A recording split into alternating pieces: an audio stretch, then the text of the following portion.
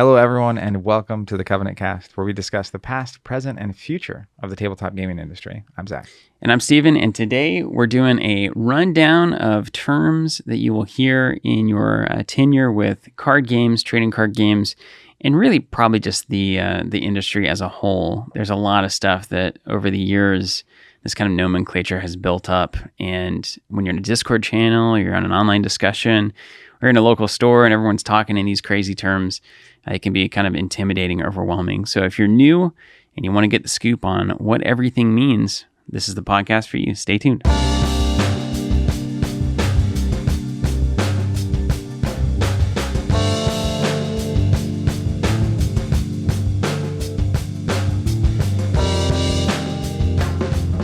I'm gonna be honest. I'm a passenger on this train. You know, that happens a lot these days. Steven is the conductor, so I'm curious where this one's gonna go. I am the conductor. So we scoured the internet for a number of lists of these common TCG terms. We actually also compiled not only some of our own that we added to these lists, but some of the terms that you'll hear on our live streams as well.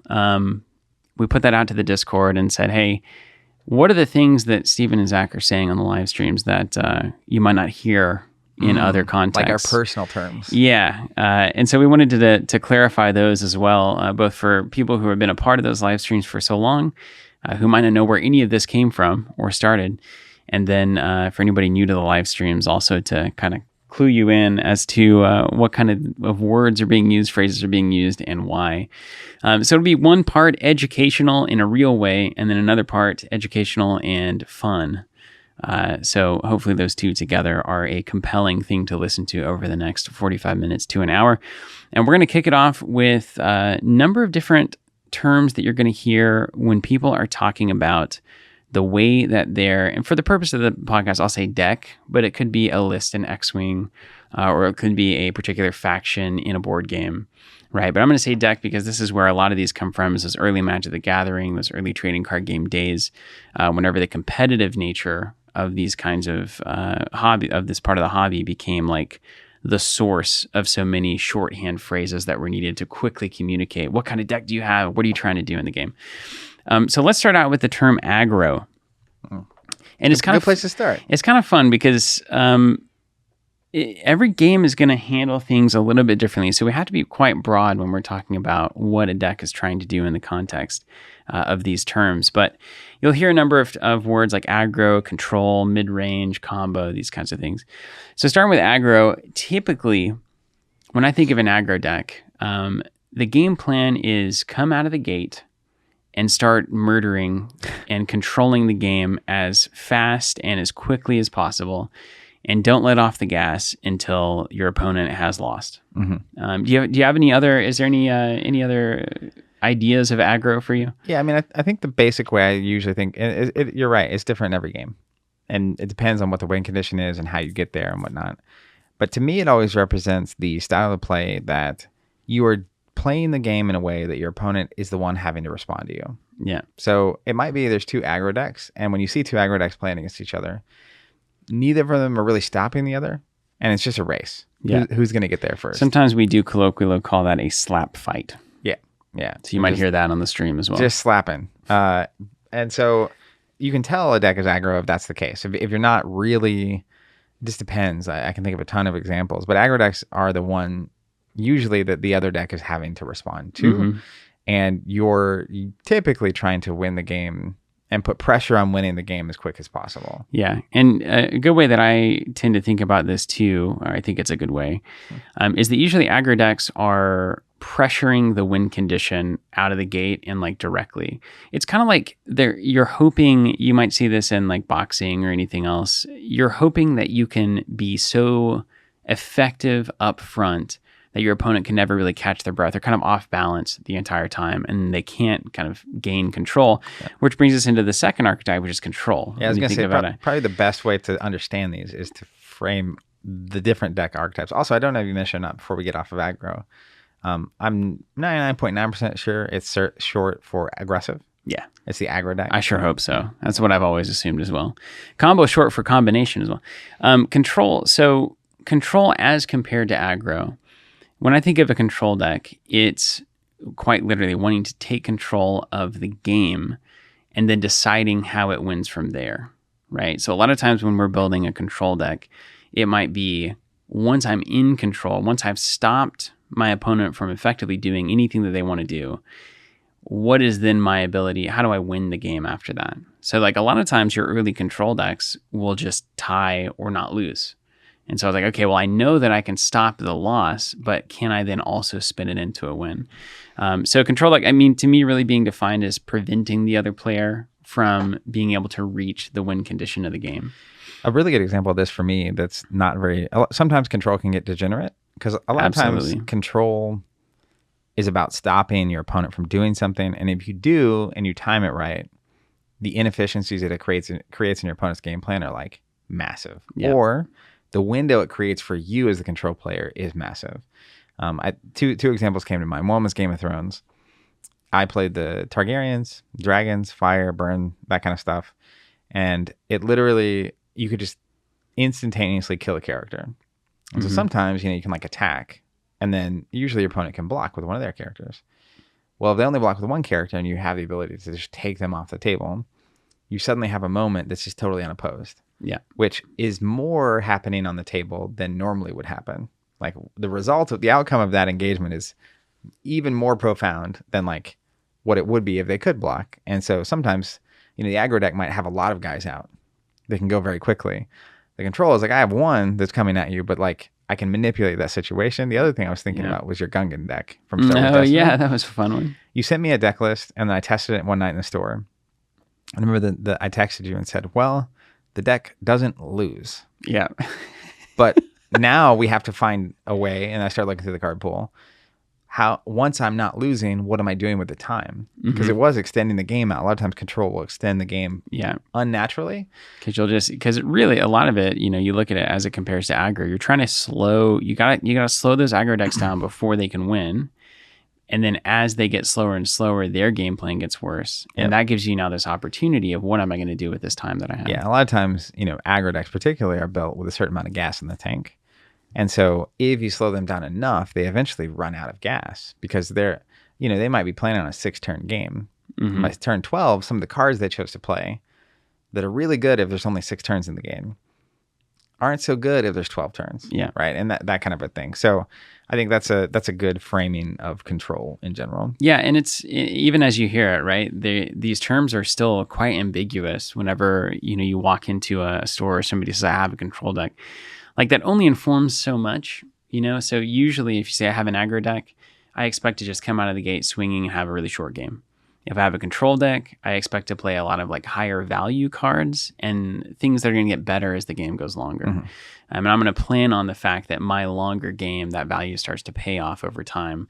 And then I have control of what's happening in that matchup, which gets us to another term you'll hear a lot in this same context, which is combo. And we've heard a lot of these terms in relation to Flesh and Blood. Like a good example of Flesh and Blood, people oftentimes will call very defensive decks control decks. And what usually happens in Flesh and Blood is they find out that the win condition is actually running their opponent out of deck and then having the ability to pitch cards to swing a weapon that's going to do more damage over the last course of the game than their opponent can. And so that's how control in Flesh and Blood usually manifests, is like, I can definitely get to the not lose phase. And then if I have a weapon that swings for 4 or something, I can get also to the win phase. In Flesh and Blood, you kind of have a natural, if you're not losing, but your opponent is spending cards, they're eventually going to lose. Yeah. And that's where those weapon swings like pay. When you look at somebody who has a 4 swing, it's like, that could be maybe a control deck. Yeah. Then we go to combo, and combo is often paired with control. It doesn't have to be. Combos can appear in all sorts of forms in games. When you think about what is a combo, well, it's just 2 cards effectively, or 1 card and something else on the board that works together in a disproportionately powerful way. It's something that becomes greater than the sum of its parts. What you really mean, though, when you're talking about a combo deck, is something that takes usually a pretty decent number of cards and or effects, puts them together all at once on the table or in a big moment, and whatever that combination of cards is doing is so disproportionately strong compared to a long control game or a short aggro game that if it all comes together, it's like a Yahtzee moment, right? Suddenly you're doing everything the game wants you to do. It's like the Hail Mary or now the other thing on combo that is a term that's related to it, and a lot of times this is true. Like when I think about combo decks, we've been playing a lot of Fab recently. You might hear the word or the abbreviation OTK, which is one turn kill. And a lot of times combos do this exact thing, which is it looks like they're losing and they're kind of doing weird and they're setting up a board in a certain way. And then all of a sudden they have one turn and they just kill you. Like they weren't hurting you the whole time. Whatever the win condition is, they weren't building towards that the whole time. And all of a sudden, in Game of Thrones, they could sprint to 15 power. Yeah, all of a sudden. Like all of a sudden. Right. Put all these pieces in place, and then the domino fell, and here it is. Yep.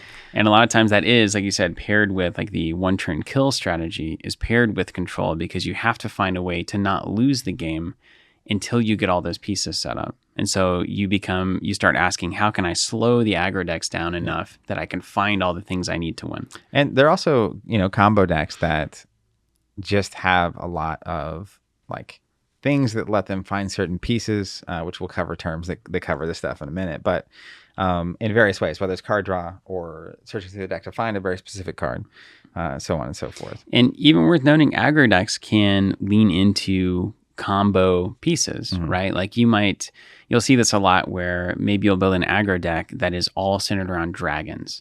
And maybe there's one card that says all your dragons get +2 strength or something.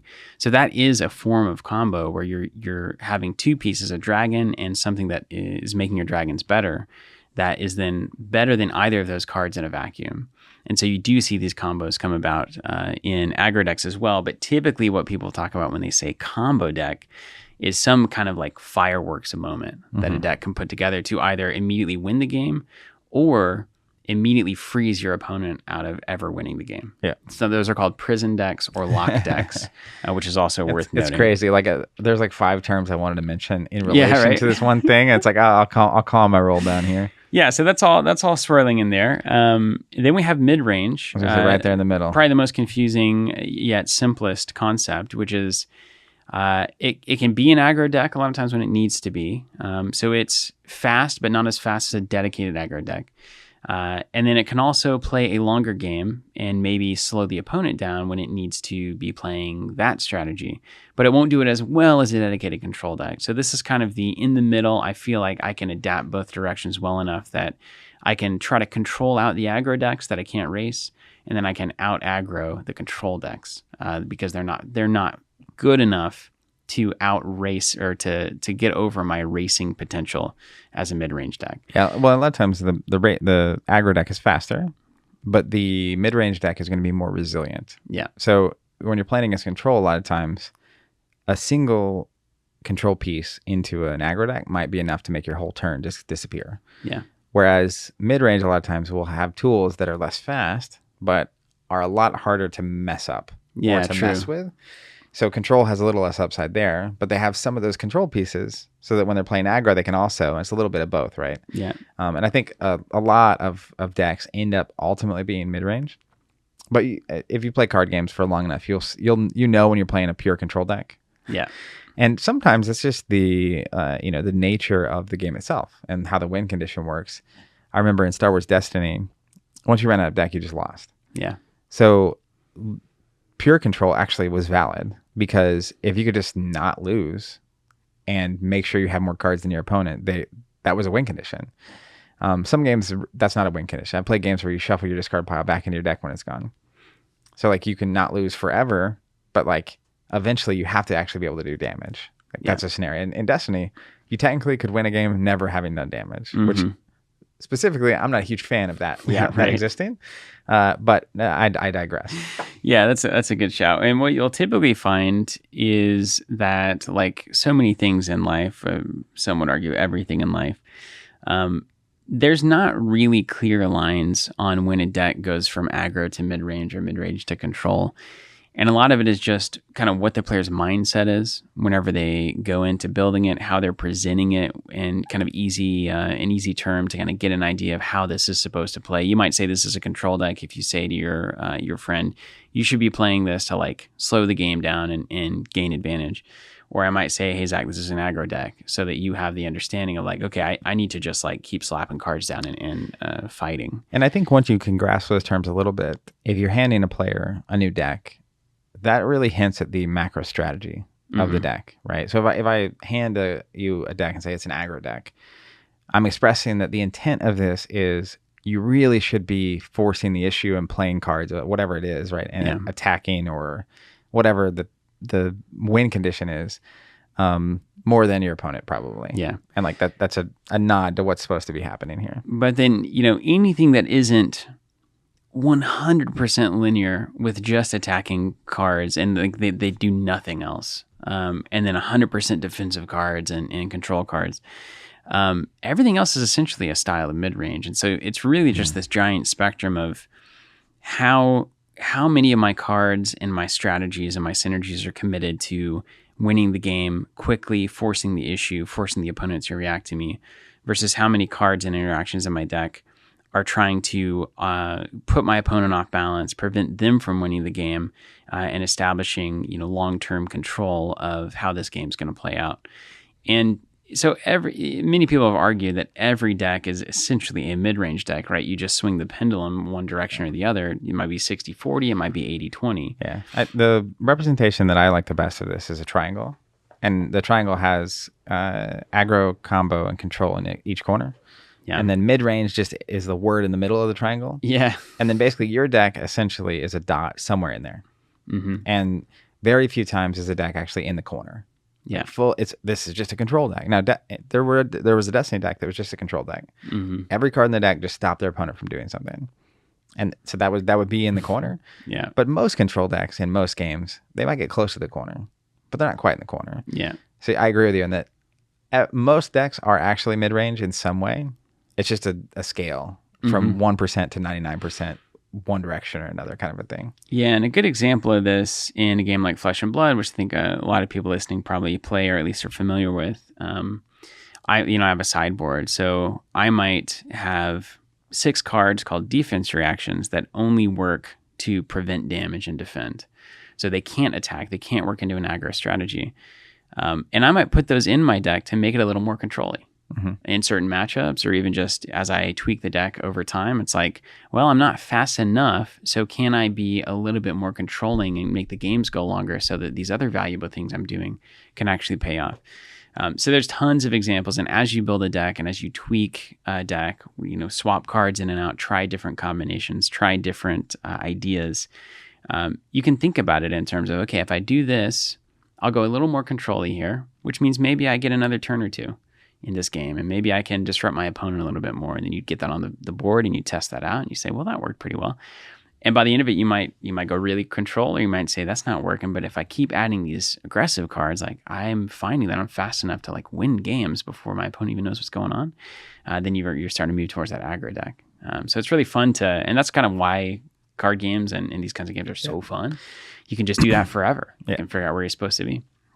Okay, let's go down to our list, Zach. Couple of things. There's so many good ones down here. Hold on. What was that thing that you said? Oh, man, this is an old one. I don't even know if you said it on stream. It was something about hot dog bar or salad bar? Hot sauce sauce bar. Hot sauce bar. Tell me what that means. Hot sauce bar. I gotta add that to the list. So... You'll hear it sometimes, like you're on stream and something really good happens. Bar. You say, it's been a minute. I don't think I've said that in a minute. There were phases where things came out, and it's just what you said, which we'll cover some of those words here. But so that came from my college days. Actually, I had a good friend, Ryan, from New Jersey. We are from Oklahoma. He came to college here. That's where I met him, and it was in college when I discovered the glory that is Taco Bell. My mom was a huge Taco Bueno person. So I literally had never had Taco Bell by the time I got to college. And for the first time in my life, it's like, I'm from a small town, not a lot of like eating out options, that kind of thing. So when you were going to eat out, it was like, until you're 16, it has to be someone else. You're with your parents or you're with whatever. Anyways, so it was like right close to the campus. So we went there too much. Yeah.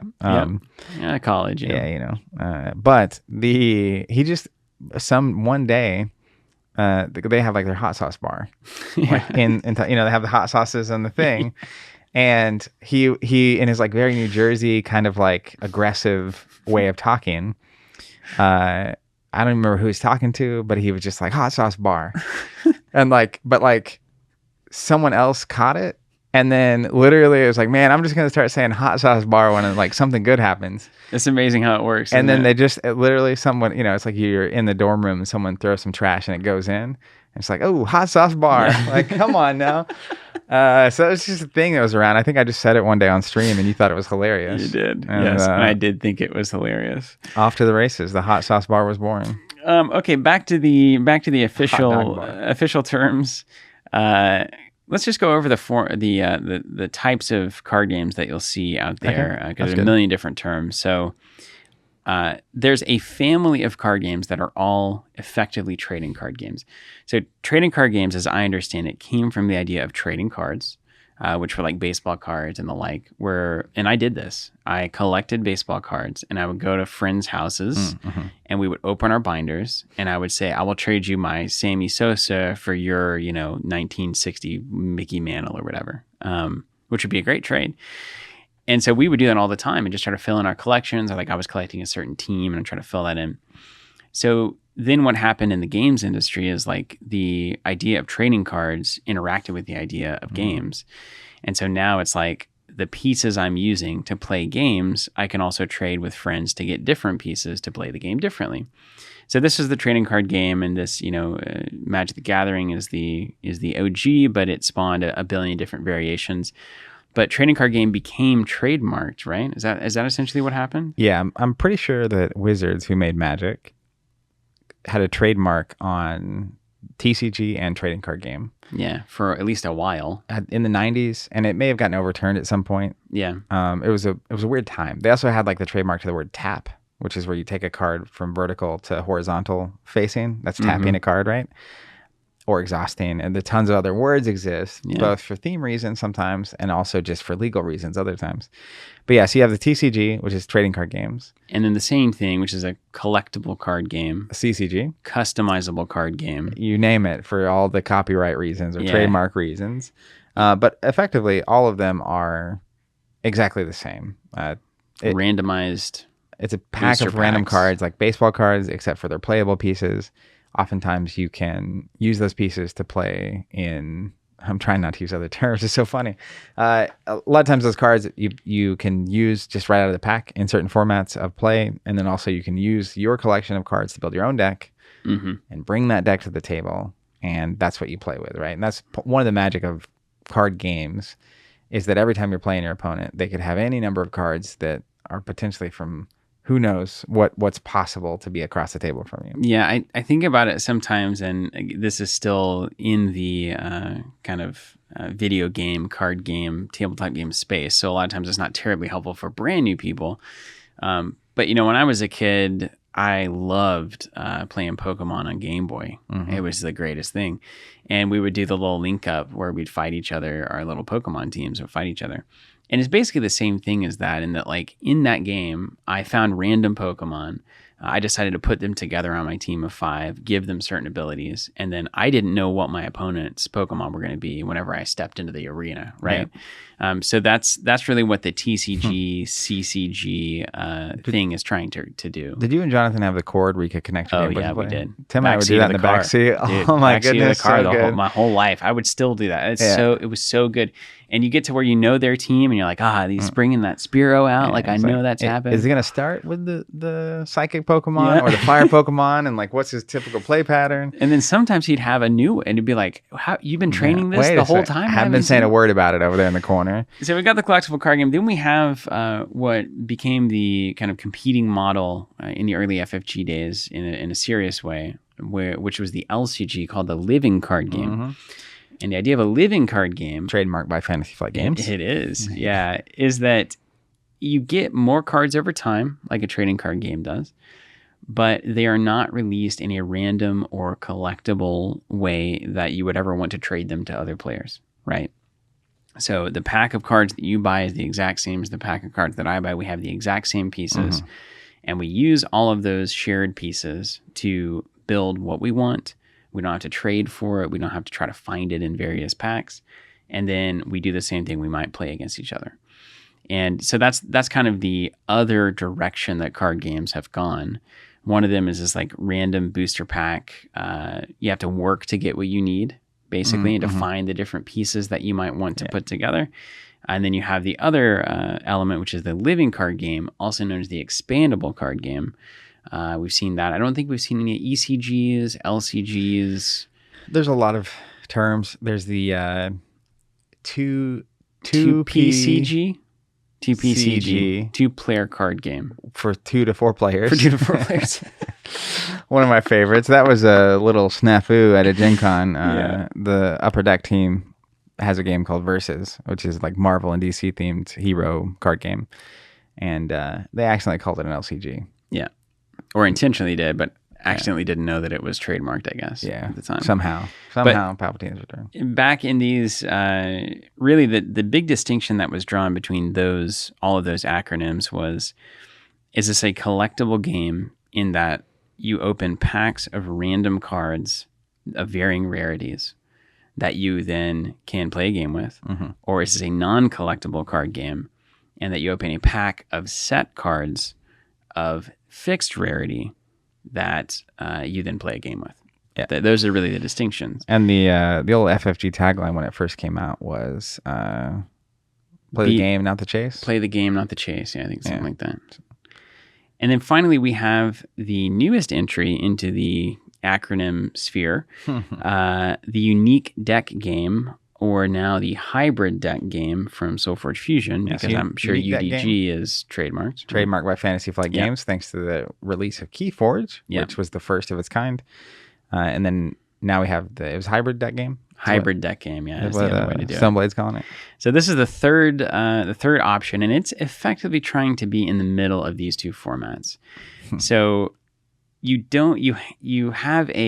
open a pack of uniquely generated, effectively fixed rarity cards that you cannot trade or otherwise give to other players. So rather than having individual components in the form of cards, your unique pack must stay together with all the cards inside of it. And you can trade those packs, but you can't trade the individual cards that make up those packs. And the contents of those packs are generated by an algorithm, printed, and then put in there. So you never know what you're going to get, but you also know you're going to get a playable deck every time you buy one. Playable question mark. Yeah. Or asterisk. Which is really hard to describe in words. And like human how terms. This works. Yeah. If somebody didn't know anything about card games and I was trying to explain a unique deck game to them, I would just cut out all the card game stuff and just say, you buy one of these, open it, and then you play against someone else who's bought one of those. Yeah. I mean, it's basically we each have our own deck of cards and we're playing a game. Yeah. And then when you buy a deck of cards, there's no two deck of cards that are exactly the same in the world. Yeah. That's a unique deck game. That's the other part of that is that you have 30, whatever cards in the deck. No two, because the algorithm can control it, 2 stacks are exactly the same. Yeah. Period. Yeah. So that's really, I think that's the 3 that are most known. Now, all 3 of these also assume that we're talking about a new term that we'll define here, an expandable game. In that this is a board game. Typical board games are non-expandable games. Now, there are board games that have what's called expansions, which of course makes them a form of expandable game. And what do expansions do?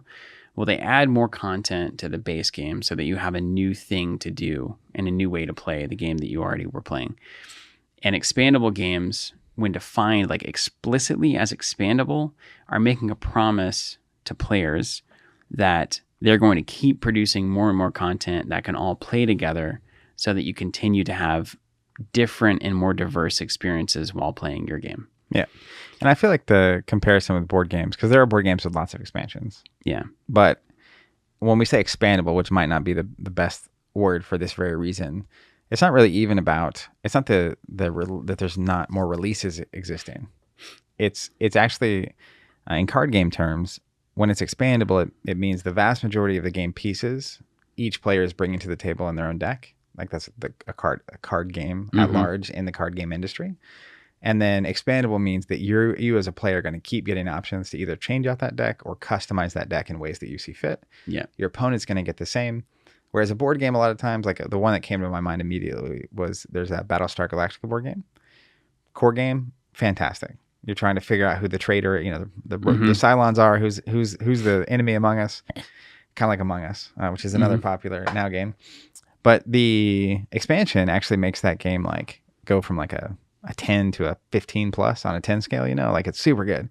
But really it just adds on to the experience in the middle of the table.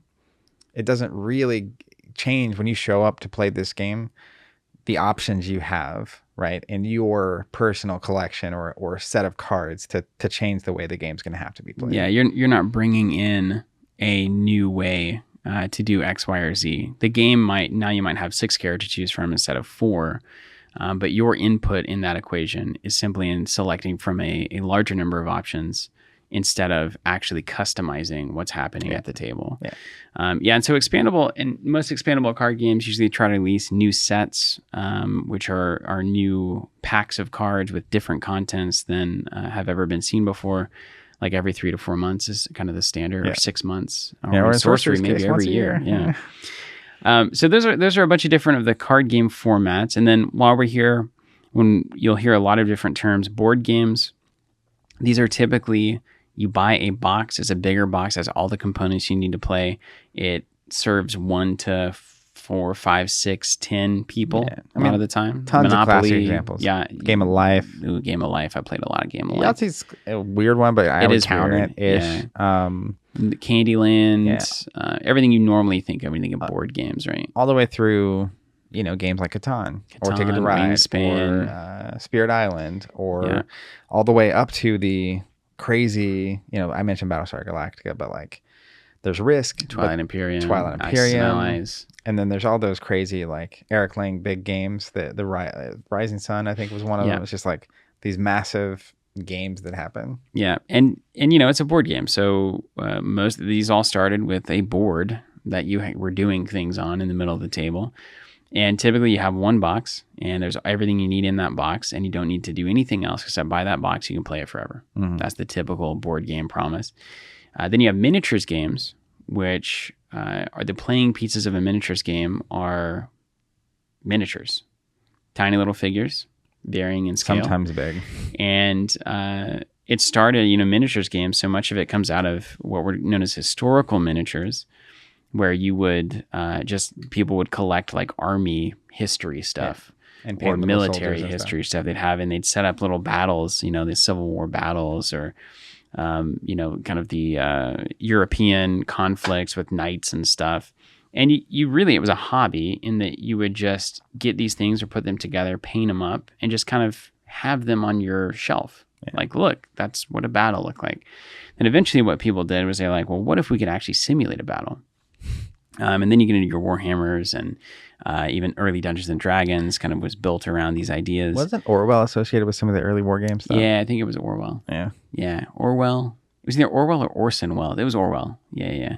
And I thought Churchill might have been really into it at a certain time. I mean, it makes sense. Like the tactics and strategies on the table of war. Yeah, UK was like really epicenter of it. It still is. Still is, yeah. Games Workshop, etc. But the idea is you have little miniature things, whether they're vehicles or tanks or people ships or soldiers or whatever. Typically it comes out of this idea of kind of simulating war, and then you make rules around, well, how does a tank attack a army, and how does an army attack an airplane? And so generally there's randomization involved through like dice, and you say, well, it's harder for a soldier to shoot something 200 yards away than 40 yards away. So we'll make it a roll of the dice. Let's say I have a 6-sided dice. If it's a 6, that far shot will hit. But if it's a 2, 3, 4, 5, or 6, the near shot will hit. And so you kind of start to simulate how combat might actually work. And then you can imagine over the history of time, people get more creative with that. And then now it's space monsters. And then after that, it's cars and racing. And then it goes on and on from there, right? So you got miniatures games, board games, card games, and then our old friend role-playing games, which is effectively just improv acting with a light rule set and a setting. Yeah. It's not really more advanced than that at its core. And we could do an episode on the terms of each of these categories because they're so specific. But I will say about these categories more generally is that a lot of games also are in between, kind of like the various deck types for the triangle. To me, this is always a square. And then there's a dot somewhere on there that tells you where your game's at. Some card games lean more role-playing game. Yeah. Some board games have miniatures and cards. Mm-hmm. Some miniatures games lean card game. Some card games have miniatures in them. So we always talk about, is Skytear one of the games that we play quite a bit and stream and whatnot. And so is it a card game or a miniatures game? Mm-hmm. And that debate rages on. What is a miniatures game? Uses cards, uses miniatures. Yeah, you can imagine all the mashups. And that role-playing game concept really comes from the simple idea that you are playing the role of a character in a setting. I mean, that's really the whole idea. And so you are acting out what this character would do in any given situation. And sometimes those situations are very static in that, like, hey, you can see on this table that I've drawn a map and you're here on that map. And do you want to go over there or over there? And you make that decision. Sometimes it's all very much imaginative. It's a person setting a scene and saying, all right, you're at a dinner party and this is your name and this is your background and this is what you're trying to do. And here's the setting. And what do you want to do now? Right? It's like a choose your own adventure that is playing out in speech rather than in a book form. So they come in a lot of different varieties, but those are really the four main categories that you'll hear in this space whenever you're certainly first diving in, which can be quite overwhelming. Try to get into that. Next up, we're going back to Zach and I. Our personal terms. For some things you might hear on the stream. Let's go with bugatti. Everyone's familiar with bugatti. Yeah, there's actually I think the history of this one, as far as I remember, I was first exposed to it through that song, through the techno song. Girl walks up in a club and asks, walks up what you driving? Yeah. And it was Bugatti. It's like what was that remix? Hold on, I'll look it up. That's exactly how I got exposed to that. Okay, good. Because it was through my DJing, career / hobby that I got turned on to this song. Yeah, so Bugatti obviously is a car. Yeah. If you were otherwise unfamiliar. It's a very expensive kind of car. Yeah. And my exposure to it was the song you're about to reference, but I was in an X-Wing tournament, actually, in our 2.0 of our store. And Grant, who is a former employee, a longtime local, a big part of our community when our store was open, for whatever reason, he had like a really good role, or I had a really good role, and he was like, Bugatti. Yeah. And I was like, I like the way that sounds. And I was like, where's that from? And he's like, oh. And then like he pulled up that song. Yeah. Weirdly, I mean, it was such a Grant moment.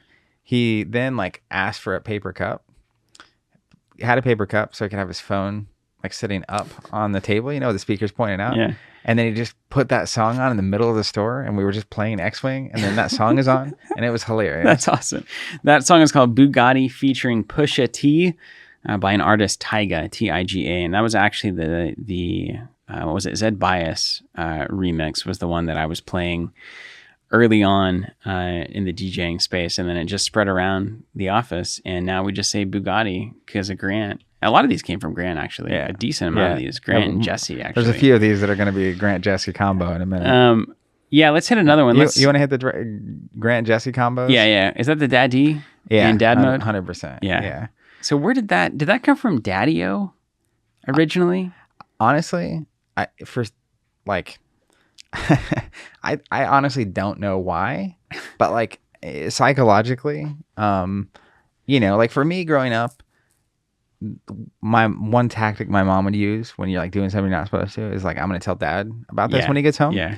And so, Dad was kind of the like big, intense, scary figure, even though he eventually revealed himself to be like incredibly soft and vulnerable as a person. Yeah. But the reality was like in my head, it just makes sense that like if you're saying like one of them is dad mode, it's like you're just in control and in charge. Yeah. And like this is the big, like in my house, at least growing up, it was like dad was in charge. Sure. And so it's like dad mode is like you got this under control. You're going big. Like this is you're the man, right, in the house. Or you did something like, oh wow, like yeah. So I actually think dad mode started first, and it's like it makes sense. Like, oh, you're going dad mode, and it'd be the kind of thing where like maybe you're playing a list in X-Wing. It's just crazy. It's like, oh, that's dad mode right there. Like you're showing some grit, like so much of the slang, and then it just eventually started being used in all sorts of different contexts. Yeah, and it just builds. But then at some point, I think it was Jesse, a good friend of Grant's, another longtime local. He came early days. I mean, that's probably almost a decade ago now that Jesse's been in the sphere. Great friend, and either he or Grant, I think it was Jesse though, adapted it, and he was stylized it, right? Yeah. Which was Daddy. Yeah. Daddy. And then how can he not say it? It's it just sticks. And then eventually it really did just become Dad. Yeah. Dad. All right, Dad.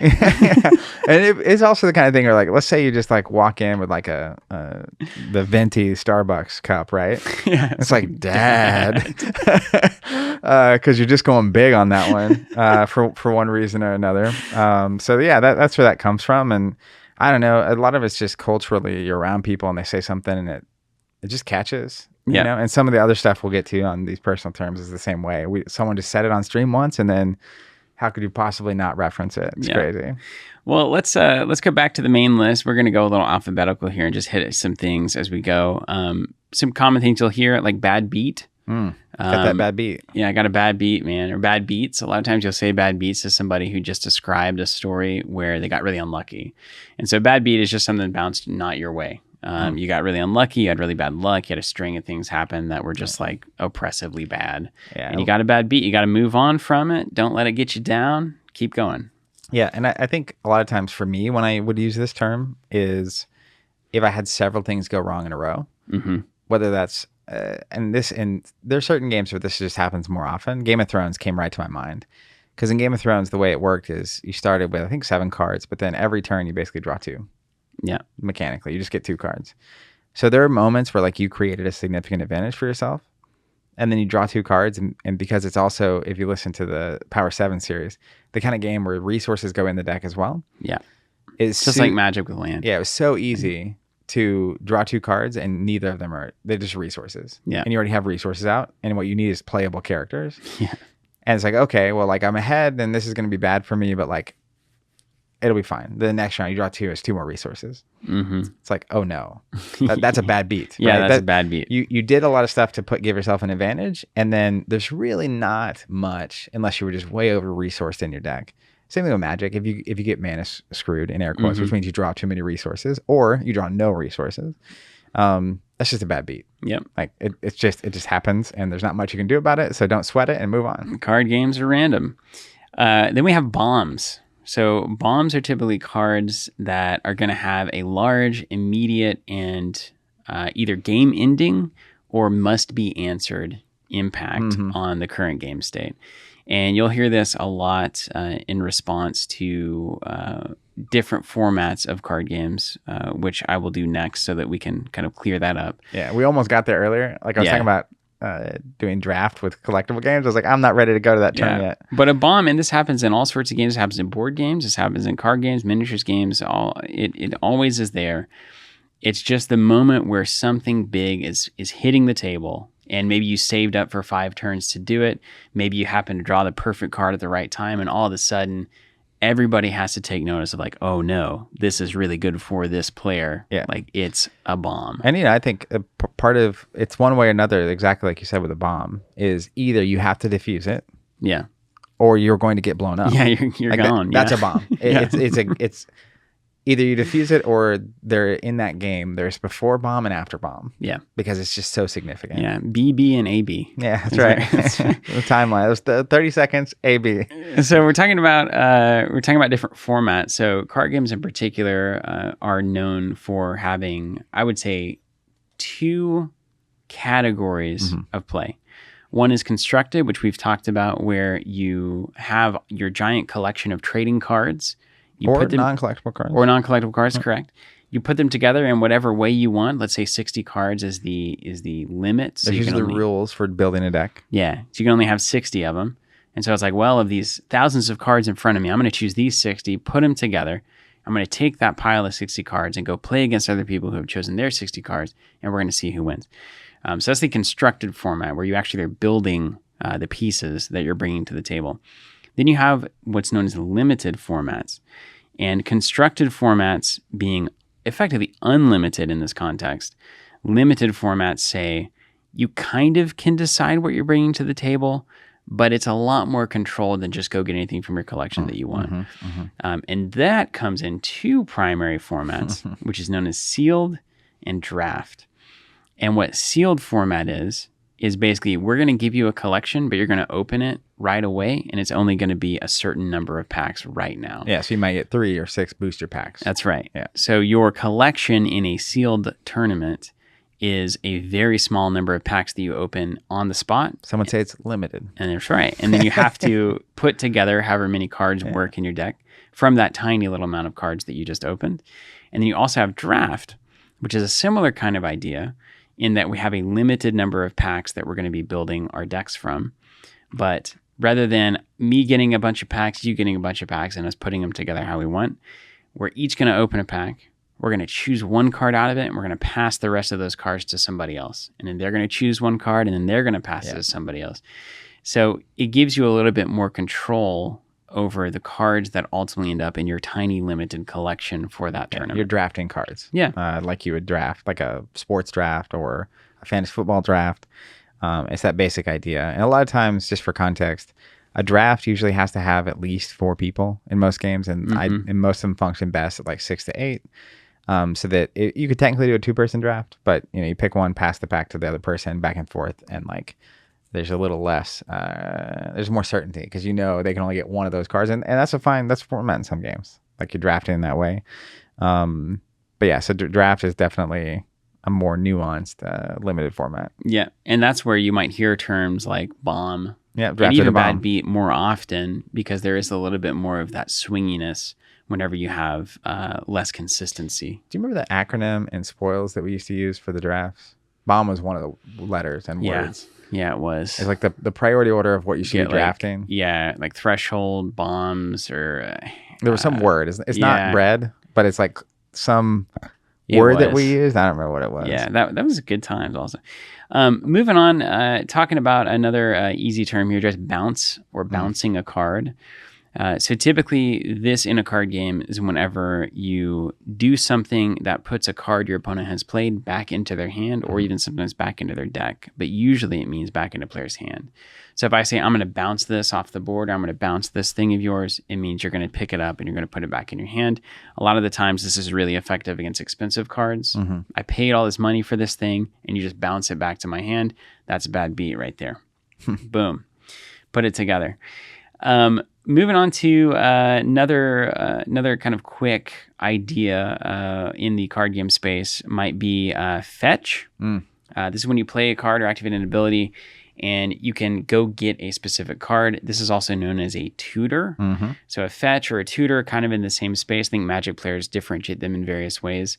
But basically anything that allows you to go get something else. And these can be very powerful effects because they specifically allow you to put combo pieces together, which is why you see a lot of fetch and tutor effects in combo decks. And I almost went there earlier when we were talking about combo, because one of the key parts of combo usually is your deck has multiple ways to tutor cards out or fetch them. And correct me if I'm wrong, but I'm pretty sure the word tutor comes from the first Magic card that fetched. Yeah. Was called something tutor. I think it was. Like literally a tutor. I think it may have just been called tutor. Yeah. And so then literally that was the first of these kind of games. So it just caught kind of like some of the keywords we use. But as is customary on this particular podcast, anything we say about Magic is 90% likely to be wrong. Absolutely. Which is kind of our calling card at this point. Yeah. One thing I do know that's right is another term, mill, is something you should be aware of. And it does come from Magic the Gathering. It came from a card called Millstone, I believe. And it's a nickname for a card game mechanic that simply takes cards from the top of your opponent's deck and puts them discarded or otherwise out of play. So basically, you're just taking cards that they've decided they want to play in the match, and you're saying, I'm just going to randomly push them off the top so that you don't get to play them this game. Yeah. And a lot of games, like I said earlier with Destiny, you lose when you run out of cards. Yeah. So, and the the deck that never attacked, it was a control mill deck. And so every card either discarded cards from their hand or top of deck or remove their options. Yeah. And man, those are great to play against. I won't get into my personal feelings towards mill, but needless to say, I do not like them. Yeah. Yeah, it's not now. And mill mechanics are weird, right? Because if your deck is random cards, and both players are not controlling the order that they're appearing in, mill effects can be absolutely worthless as well. Because if your opponent is looking for a specific card, and you discard 3 cards off the top of their deck, that could be getting them closer to that card, or it could be removing that card from play. Yeah.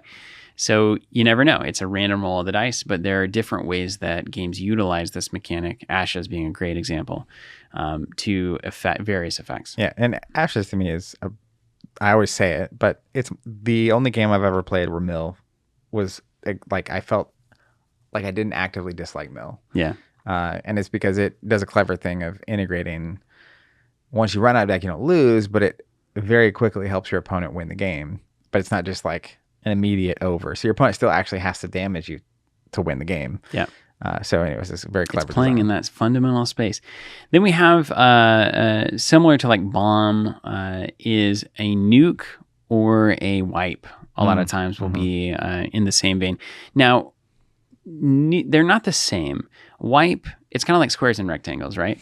So wipe to me always means I destroyed everything on your side of the board or everything on everybody's side of the board. It is a board wipe. Yeah. I have taken everything that's currently in play and moved it out of play. You cleaned it up. Wiped it off the table. Wiped it right out. Now, nuking something could be singularly choosing a card and pushing it off the table. So I definitely say I'll nuke that guy. Yeah, I'm going to nuke your dragon, and then it has a card from hand, and you destroy it. As we're talking about it, I'm a little uncomfortable yeah. with the terminology of nuke, because it's like, I don't know, there's really only like lots of death associated with nukes. It's an interesting history, I would say, with that word and that concept. I may actively stop trying to use that word. Well, I just got a little uncomfortable with my own speech. Yeah. Don't play any Duke Nukem then, next time you're firing up your Sega Genesis. That's true, or whatever. Man. But it could be a singular target you're destroying, or it could also mean the board wipe concept as well. But you'll hear those terms, wipe and nuke, regardless of whether or not we should be saying them. They're definitely said at the time. And then we've also got a concept called rate or on rate. I say this a lot in Flesh and Blood, and we might talk about this in terms of Marvel Champions as well.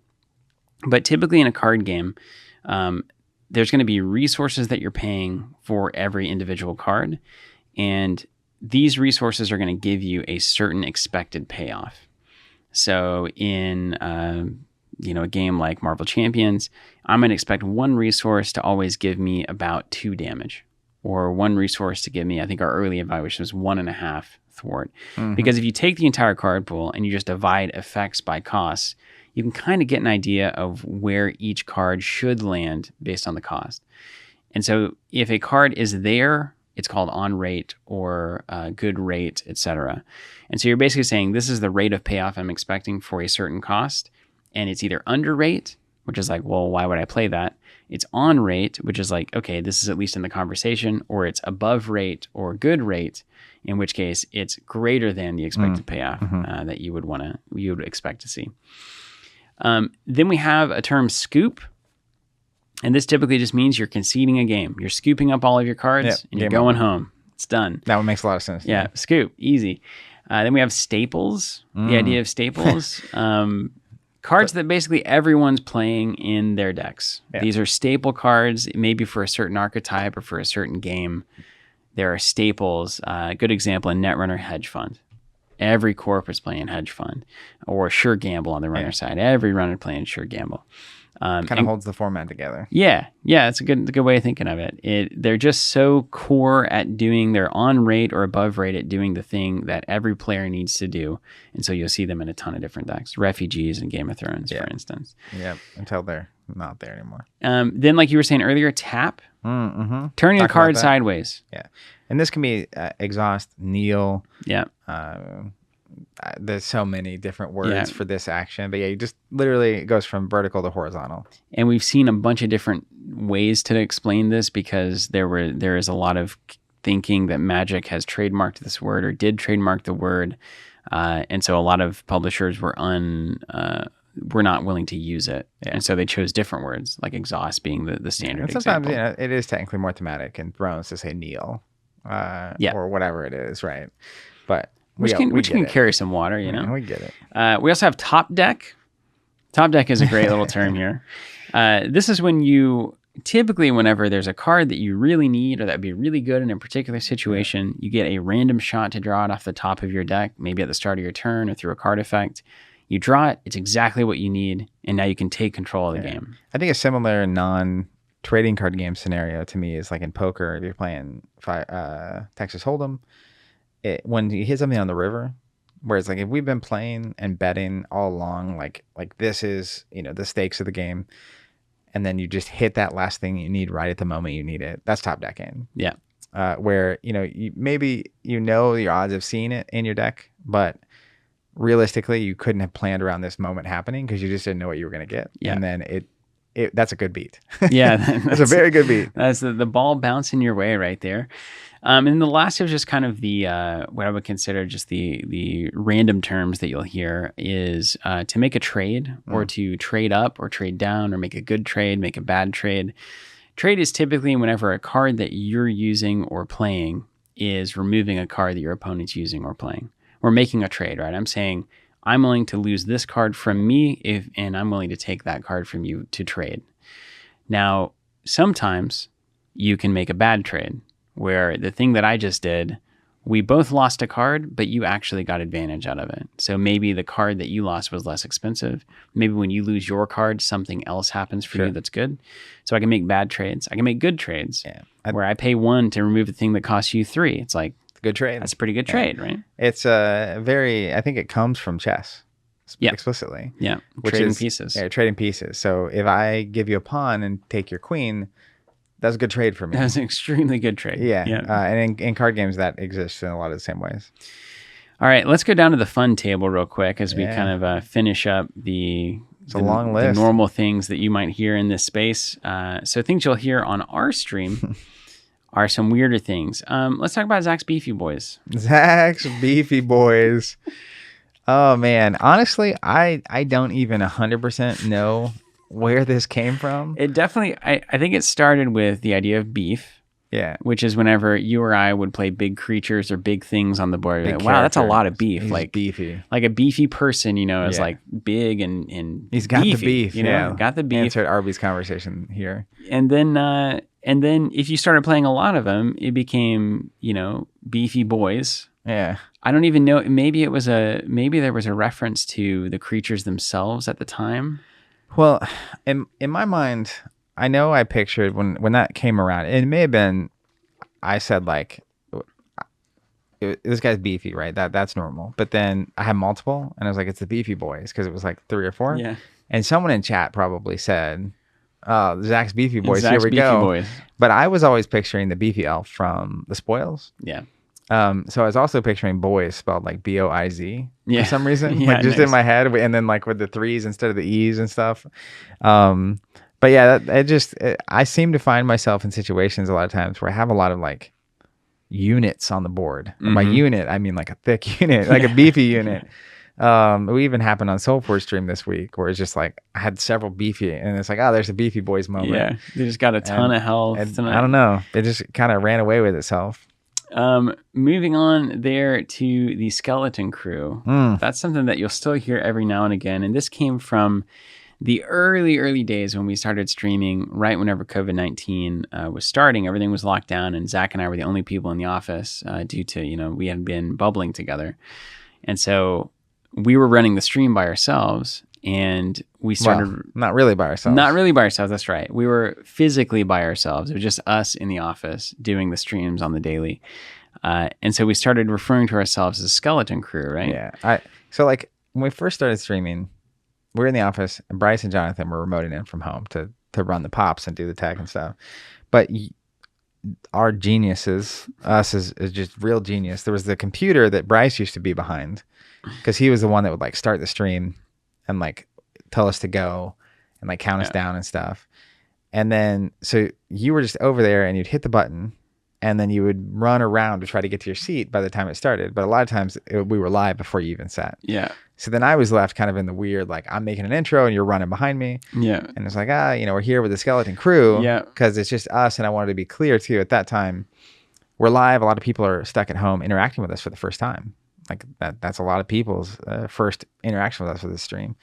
But it was also just a term to be clear. We were being safe and careful where we weren't, just kind of, because there wasn't a bunch of people behind the cameras. Yeah. The first 6 months of the pandemic, there was, if people are putting in a lot of work to be safe and cautious for themselves and for others, to just see other people kind of flouting the rules or it's like, shouldn't you be like isolating and like doing this whole thing?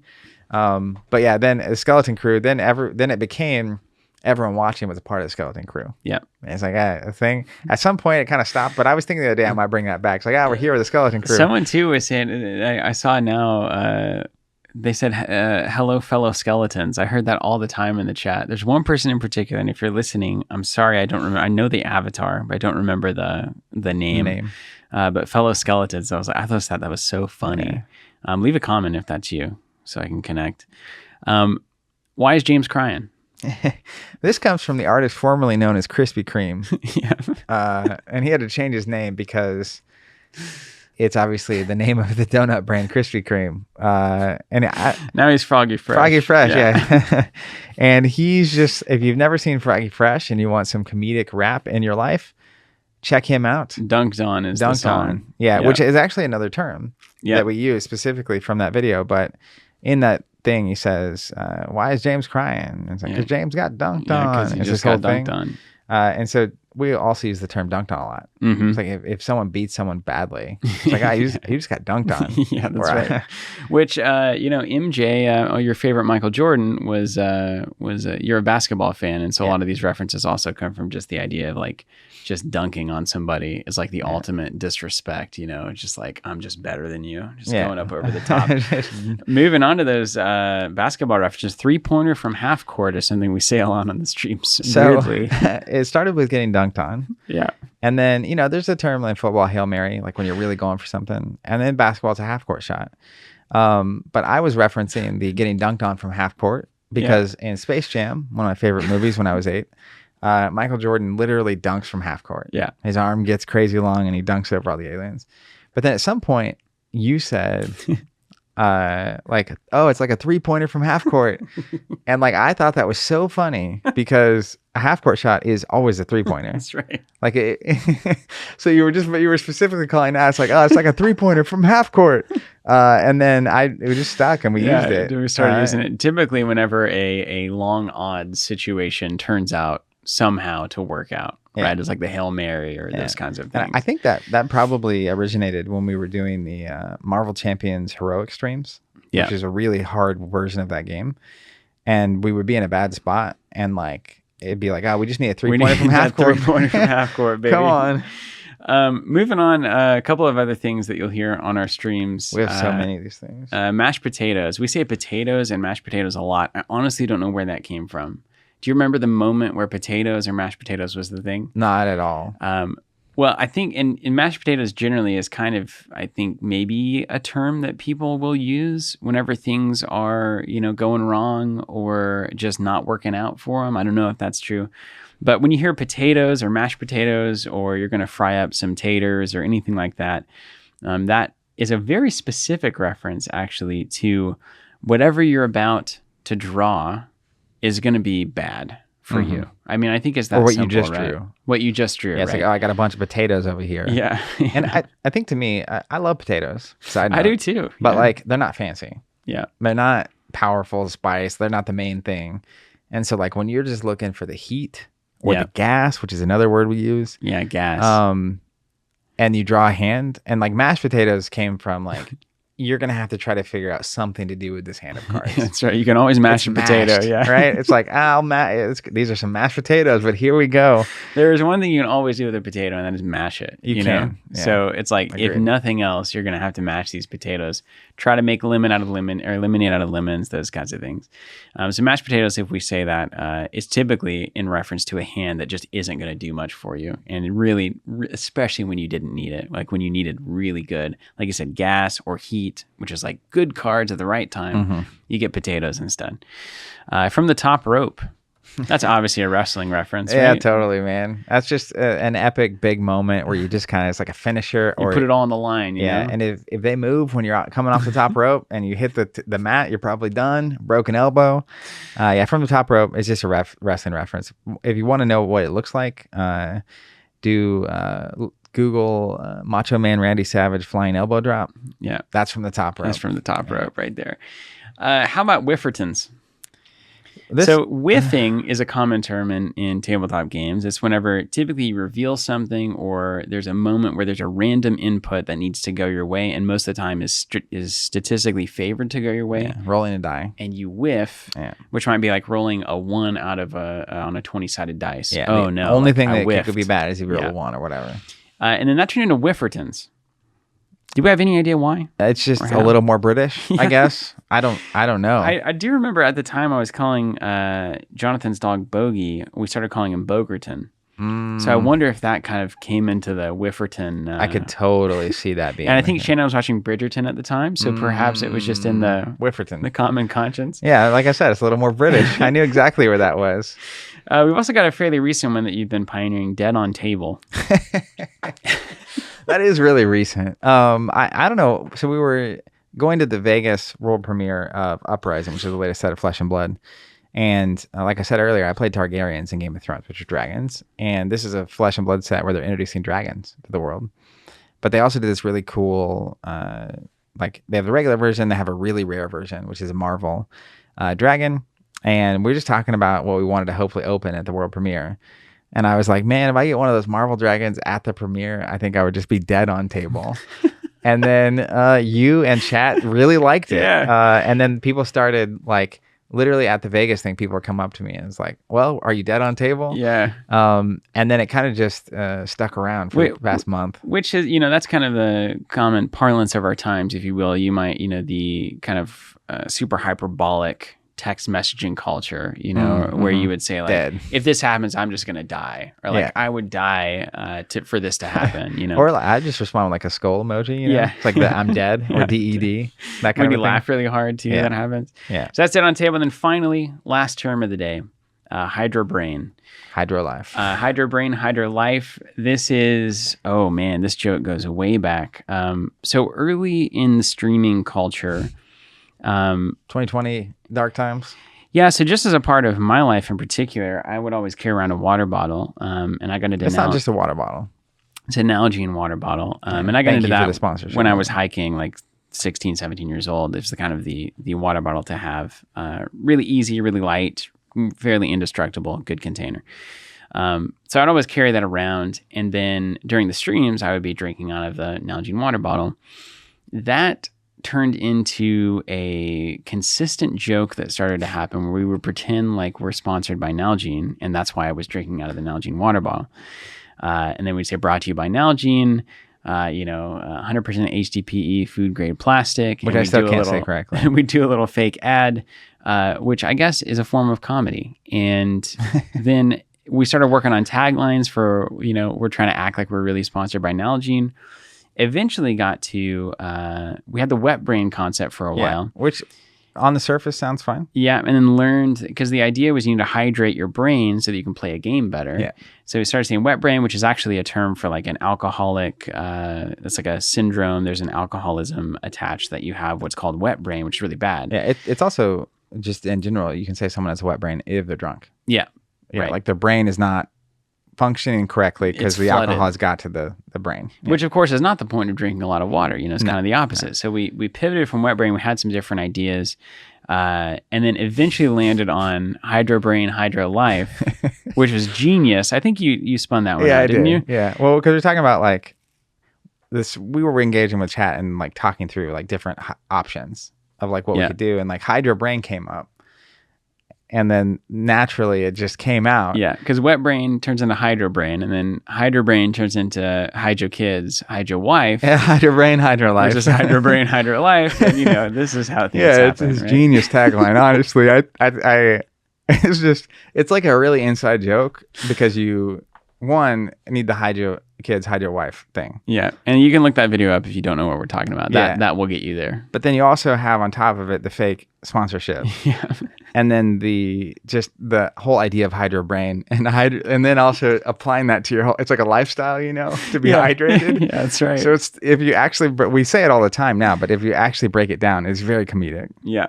I hope so, at least. We think so. I'm laughing. And to finish up here, Nalgene, if you are listening, we would love for these not to be fake ads. You can reach out to me anytime. We do both use Nalgene water bottles. And we will happily support you. Get us a Covenant branded water bottle, $10,000 every time we mention your name. Those are our terms and our rates. Thank you so much. Yeah, this is all fake, but talk to our legal team. Well, we hope we've enlightened at least a little bit of the tabletop industry, and then, of course, some of the insane things that we say on stream in this podcast. And it's been a pleasure to not only be in the space long enough to understand all these different terms, but to be hosting a show and a community that we can actually have a subculture and an inside culture around all of these other terms.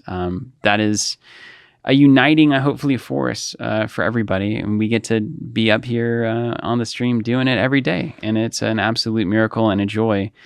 So it's a pleasure to share where a lot of those came from. Yeah, and if somehow you're new to tabletop games and this is what you're listening to and you made it all the way to the end of this episode, I would definitely just encourage you, if people are using terminology at a local store, in a tournament, or if we're doing it on stream or in the Discord channel, don't be afraid to ask. I was teaching a friend yesterday to play Flesh and Blood and trying to explain to him, he's a card gamer, so he gets a lot of this stuff.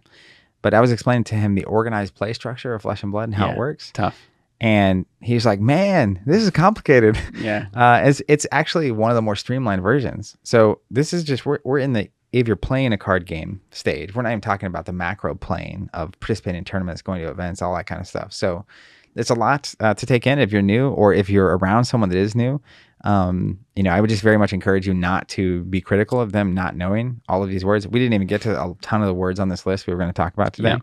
Yeah. And it's a lot. And I think being welcoming when people are new and being willing to explain what these words mean, it's just a super helpful thing that we can all be doing as we're participating in this community. Thanks so much for listening, everybody. We'll catch you on the next episode. Until then, keep playing.